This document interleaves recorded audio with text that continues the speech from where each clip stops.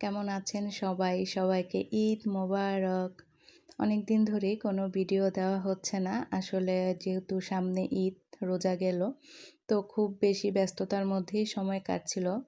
তো এটা হচ্ছে আমাদের একটা মানে শপিং ব্লগ ঈদের। তো সবাই মিলে আমরা যাই বসুন্ধরায়। তারপর ওইখানে গিয়ে হালকা পাতলা একটু কেনাকাটা করার পরেই কিন্তু ইফতারের সময়টা হয়ে যায়। আর এখানে আমরা হচ্ছে সবাই ইফতারি করার পর তো অনেকক্ষণ কেনাকাটা করা হয়। ওইগুলো আসলে আর ওইভাবে আমি রেকর্ড করি না। কারণ ওইভাবে দেখা যায় প্রতিটা দোকানে ঢুকে রেকর্ড করলে নিজেদের শপিংয়ের খুব বেশি লেট হয়ে যায় বা পছন্দ করতেও একটু বেশি সমস্যা হয়ে যায়। তো যতটুকু হালকা পাতলা নেওয়া যায় ওইভাবেই হচ্ছে আমি রেকর্ডটা করি।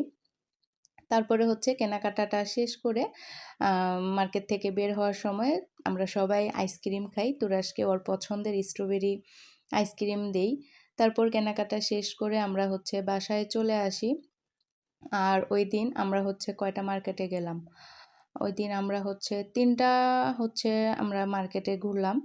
Eastern Mallika, eastern plus, plus হচ্ছে বসুন্ধরা। তো ৩টা মার্কেটে ঘোরার পরে তো আর যেহেতু বাচ্চারা সাথে তো বুঝতেই পারছেন শরীরের অবস্থা একদমই খারাপ। শরীরে আর কোনো শক্তি ছিল না বাসায় এসে কোনো কিছু রেকর্ড করার। তো বাসায় এসে আর কোনো ধরনের কোনো কিছুই ওইভাবে রেকর্ড করি নাই। এটা হলো পরের দিন মানে চাঁদ রাতের লাস্ট ইফতার যে আমাদের সেই ইফতার। তো এই ইফতারের মধ্যে হচ্ছে যেহেতু সারাদিন অনেক কাজের মধ্যে ছিলাম একদম সকাল থেকে রাত্রে পর্যন্ত, তো ইফতারি তো ওইভাবে কোনো আইটেম আমরা করতে পারিনি, একদম হালকা পাতলার মধ্যে এখানে হচ্ছে আমরা ইফতারটা শেষ করি। শেষ করার পরেই তো হচ্ছে ঈদের একটা আমেজ চলে আসে। তো এখানে হচ্ছে আমার মেয়ে চাঁদ রাতের মেহেদি দেওয়া শুরু করে দেয়। তো এখানে হচ্ছে ওর মেহেদি দিতে দিতে আমার একটা ফ্রেন্ড চলে আসে আমাদের বাসায়। তো ওর সাথে অনেকক্ষণ আড্ডা গল্প করি, আমরা একসাথে চা খাই। তারপর ও চলে যাওয়ার পরে আমি আবার সেম হচ্ছে আমার রুটিনে ফিরে যাই, মানে আমার কাজে। তো চাঁদ রাতে আমি মোটামুটি অনেক কাজ করেছি, অনেক ধরতে গেলে মোটামুটি আমি একদম সেই টানা ৩ দিন ধরেই আমি খুব ইয়ের উপরে ছিলাম, দৌড়াদৌড়ি কাজ সব কিছু নিয়ে আর কি। যেহেতু লাস্ট মোমেন্ট শপিং টপিং এটা সেটা অনেক কিছুই তো থাকে সাংসারিক জিনিস নিয়ে। তো যাই হোক, আমি হচ্ছে রাত্রেবেলায় গরুর মাংসটা একটু রান্না করে রাখছিলাম যতটুকু পারা যায়। আর এখানে হচ্ছে একটা পুডিং তৈরি করে রাখছিলাম। সেমাইটা আমি ভুলবশত রেকর্ড করতে পারি নাই, কারণ সেমাইটা আমি ঈদের দিন সকালবেলা রান্না করি। আর তখন দেখা যায় সবাই নামাজে যাবে, তাদের পাঞ্জাবি বের করা, এদিকে চুলায় সেমাই বসা রান্না করা, সব কিছু মিলে আর ওইভাবে রেকর্ড করা হয় নাই।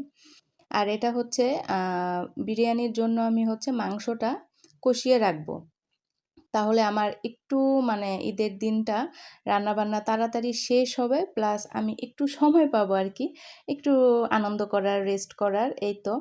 তো এখানে হচ্ছে ওই জন্য আমি বিরিয়ানির যে মাংসটা ওইটাকে একটু কষিয়ে রাখছি। আর পুডিং রেডি করে ফেলেছি, তারপর গরুর মাংস রেডি করে ফেলেছি। সেমাইটা ভুলবশত রেকর্ডটা হয় নাই, তো এটা হচ্ছে আর রেকর্ড করতে পারি নাই।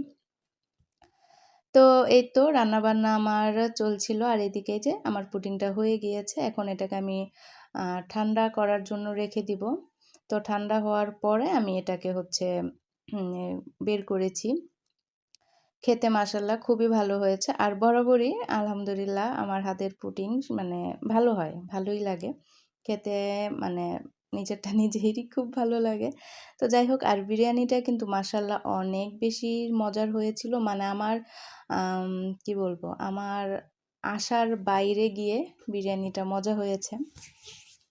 তো আমার ভিডিওগুলো আপনাদের কাছে কেমন লাগে আপনারা কিন্তু অবশ্যই আমার সাথে শেয়ার করতে পারেন। ভালো লাগলে ভালো বলতে পারেন, খারাপ লাগলে অবশ্যই খারাপ আমাকে বলতে পারেন, কোন দিকটা আমার খারাপ হয়েছে বা কি কোন দিকটা ঠিক করতে হবে অবশ্যই কিন্তু কমেন্টের মাধ্যমে আমাকে আপনারা জানাতে পারেন। তো এই তো আমার বিরিয়ানির ফাইনাল লুক, মাশাআল্লাহ অনেক বেশি ঝরঝরা হয়েছিল, অনেক বেশি মজার হয়েছিল, সবাই অনেক পছন্দ করেছে। আর এখন হচ্ছে ফটোশ্যুট চলছে এখানে, তো ছোট্ট একটা ক্লিপ আপনাদের সাথে শেয়ার করলাম ফটোশ্যুটের। তো সবাই ভালো থাকবেন, সুস্থ থাকবেন। আবারও সবাইকে জানাই ঈদ মোবারক।